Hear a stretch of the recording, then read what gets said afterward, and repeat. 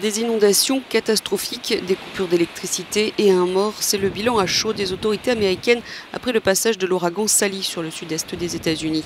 À Pensacola, en Floride, les rues ont été submergées par des pluies torrentielles battues par des vents allant parfois jusqu'à 165 km/h. Au moins 370 personnes ont dû être secourues, bloquées par les montées des eaux. On a retrouvé une famille dans un arbre. Dans la ville côtière de Orange Beach, en Alabama, le maire a confirmé la mort d'une personne sans donner plus d'informations.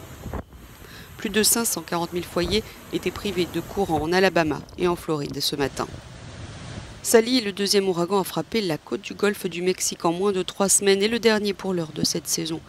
Rétrogradé depuis en tempête puis en dépression tropicale, il poursuit sa route lentement accompagné de précipitations après avoir arraché des toits et coulé des bateaux. L'Alabama, la Floride et le Mississippi ont tous déclaré l'état d'urgence. Tout comme les incendies qui font rage sur la côte ouest des États-Unis, les ouragans attirent l'attention sur le changement climatique qui, selon les scientifiques, provoque des tempêtes plus lentes, plus pluvieuses, plus puissantes et plus destructrices.